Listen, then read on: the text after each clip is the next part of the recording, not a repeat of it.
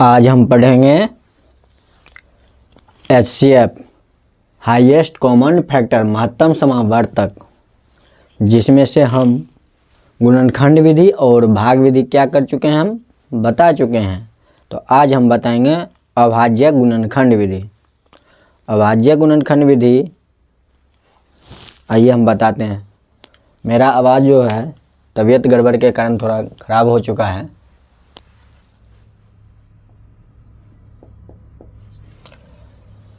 अभाज्य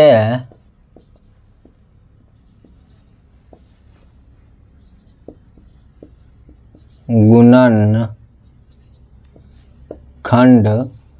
विधि। इस विधि में क्या करेंगे, हम दी हुई संख्या को क्या करेंगे, पहले फैक्टर करेंगे। क्या करेंगे, फैक्टर करेंगे अभाज्य संख्या से। जैसे हम मान लें 12 और 18 का अभाज्य गुणनखंड विधि से क्या होगा, तो 12 का हम क्या करेंगे, सबसे पहले फैक्टर करेंगे। 2 से भाग देंगे 6 आएगा, 2 से भाग देंगे क्या आएगा, 3 आएगा, और इससे भाग देंगे 3 कहीं 3।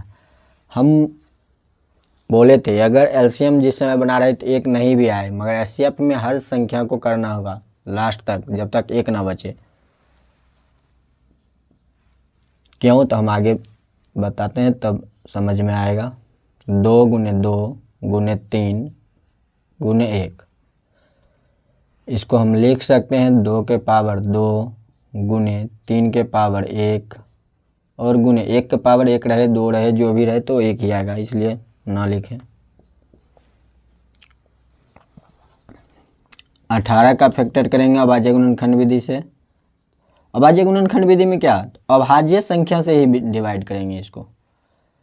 9 अब किससे लगेगा, 3 से, 3 तिया 9, फिर किससे लगेगा, 3 से 1। यहाँ पर क्या हुआ, 2 इंटू 3 इंटू 3 इंटू 1, 2 के पावर 1 गुने 3 के पावर 2 गुने 1। बलवा अगर हम ध्यान करें, हम बताए थे एलसीएम में क्या होता है, लिखा हुआ है लिस्ट कॉमन फैक्टर मल्टीप्लाई, मगर पावर की जब बात आती है तो इसमें क्या लेते थे, ज़्यादा। क्या लेते थे, पावर में ज़्यादा। मगर इसका ठीक उल्टा एचसीएफ में कर देंगे, जिसका कॉमन रहे और जिसका पावर कम रहे। परंतु इसमें एक और बात था, इसमें जो कॉमन रहे ना रहे उसको भी लेते थे, मगर एचसीएफ में क्या करेंगे, जो कॉमन रहे उसी को सिर्फ लेना है, उसी का पावर लेना है, उसमें भी सबसे कम। भले यहाँ लिखा हुआ हाईएस्ट, मगर हाईएस्ट किसके लिए है, कॉमन फैक्टर। ये जो फैक्टर है गुणनखंड के लिए है, सिर्फ अभाज्य गुणनखंड में नहीं हो, तो उसका उल्टा कर देंगे। हाईएस्ट है तो इसका लो पावर लेंगे, यानी पावर में कॉमन है, इसमें ये नहीं कि जो नहीं मिला वो पावर लो लेंगे। तो इसके बाद हम क्या करेंगे, 12 और 18 का HCF निकालेंगे। HCF जो निकलेगा,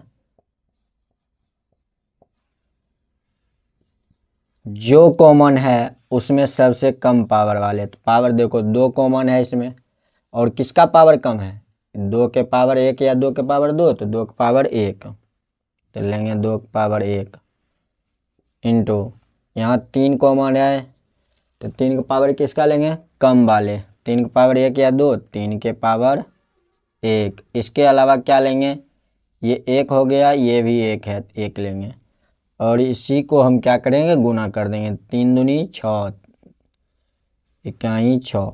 देखो 2 के पावर 1 रहेगा तो 2 ही आएगा, 3 के पावर 1 रहेगा 3 ही आएगा, और 1 के पावर रहे या कुछ भी रहे कोई भी संख्या तो 1 ही आता है। तो यही एचसीएफ मेरा हो गया 6। इसके बाद हम यदि बात करें कि सर आप 1 क्यों लेते हैं, जैसे हम एक संख्या ले रहे हैं 15, क्वेश्चन नंबर इसे 1 मान लेते हैं, और इसे क्वेश्चन नंबर हम मान लेते हैं 2। 1 ले रहे हैं 15, और यदि हम 1 ले लें 8, तो इसका यदि अभाज्य गुणनखंड करेंगे क्या आएगा बाबू, सही से देखो। 3 से लगेगा, 3 से लगेगा, 3 पचे 15, और 5 से लगाएंगे। हम बोले हैं ऐसे अपन क्या, लास्ट जब तक एक नहीं लगाते रहना। 3 × 5 × 1, यानी सभी का पावर यहाँ एक ही रहेगा, यहीं लिख देते हैं। यहाँ देखें 8 का करते हैं तो क्या होता है, 2 4 2, तो 2 × 2 × 2, 2 का पावर क्या आ जाएगा बाबू, यहाँ पे कितना है, 3 सर 2 है 2। अब यहाँ पर सॉरी, इसमें हम 1 ना लिखें, यहाँ भी 2 लगाएंगे, 1 आएगा। यहाँ पर जो है 2 का पावर 3 हो जाएगा और 1 रहेगा। अब यहाँ पर देखें क्या कॉमन हो रहा है, क्या 3 कॉमन है इसमें, नहीं है कॉमन। क्या 5 कॉमन है, नहीं है। अब इस स्थिति में यदि हम 1 तक ना करते, क्या होता मेरा, एचसीएफ तो निकलता नहीं, क्योंकि कॉमन नहीं, तो कॉमन होगा और उसका पावर कम रहे तो वही एचसीएफ। इसलिए हम क्या करेंगे, 1 तक क्या करेंगे। और तो देखो यहाँ कॉमन क्या हो रहा है, 1 हो रहा है। एचसीएफ 15 और 8 का क्या आ जाएगा, 1 आ जाएगा। वैसे ध्यान देना एचसीएफ किसका किसका 1 होगा, यदि सहअभाज्य रहे। क्या रहे, सहअभाज्य संख्याएं रहे, सहअभाज्य संख्याएं रहे तो उसका एचसीएफ कितना आएगा, एचसीएफ जो आएगा बाबू 1 आएगा। यदि सहअभाज्य रहे तो 2 अभाज्य भी हो सकता, सहअभाज्य क्या क्या होगा, 1 भाज्य भी हो सकता है, 1 अभाज्य, या दोनों भाज्य भी होगा परंतु उसमें कोई कॉमन नहीं हो तो वो भी सहअभाज्य कहलाता है।